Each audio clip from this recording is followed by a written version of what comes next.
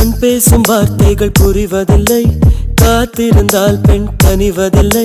இந்த பாட்டை நீங்கள் ஏகப்பட்ட வாட்டி கேட்டிருப்பீங்க. ஆனால் இந்த பாட்டில் வர காட்டிலே காயும் நிலவை கண்டுகொள்ள யாரும் இல்லை.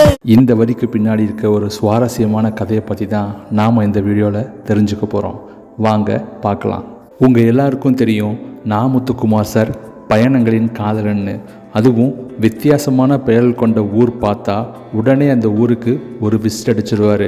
அப்படி ஊட்டிக்கு அவர் ஒரு பயணமாக சென்றிருக்கும்போது அங்கே பஸ் ஸ்டாண்டில் உள்ளத்தி அப்படின்னு ஒரு ஊர் பேரை பார்க்குறாரு. அந்த பேரை பார்த்த உடனே அந்த பஸ்ஸில் ஏறிடுறாரு.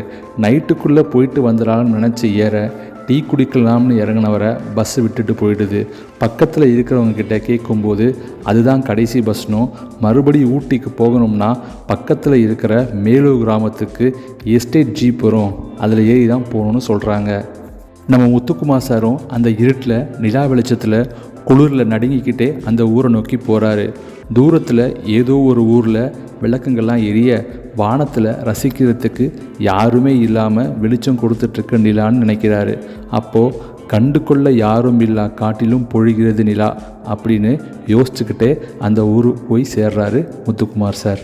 இந்த நிகழ்வு நடந்து 7 வருஷத்துக்கு அப்புறமா ஏற்கனவே 7G ரெயின்போ காலனி படத்துக்காக ஒரு சில பாடல்கள் முடிந்த நிலையில் நம்ம செல்வராகவன் சார் நா. முத்துக்குமார் சாருக்கு ஃபோன் பண்ணி இந்த படத்துக்கான அடுத்த பாடல் எழுத கூப்பிட்டு இந்த பாடலுக்கான சூழலை சொல்கிறார்.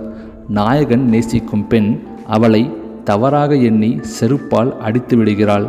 அவள் சார்ந்த மத கலாச்சாரம்படி பௌர்ணமி நிலவொளியில் அவளுக்கு வேறு ஒரு பையனுடன் நிச்சயதார்த்தம் நடக்கிறது. இந்த சூழலில் நாயகன் பாடுகிறான், உன்னுடன் ஒரு நாளாவது வாழ மாட்டேனா என்ற உருக்கமான வரிகள் வேணும்னு சொல்கிறாரு செல்வராகவன் சார்.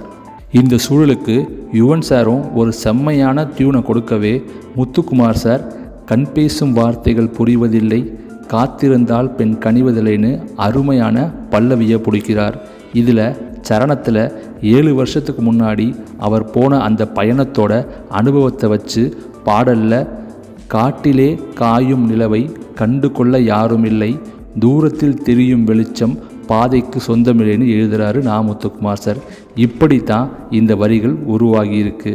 இதை முத்துக்குமார் சார் அவர் எழுதின கண் பேசும் வார்த்தைகள் அப்படிங்கிற புத்தகத்தில் அவரே சொல்லியிருக்காரு.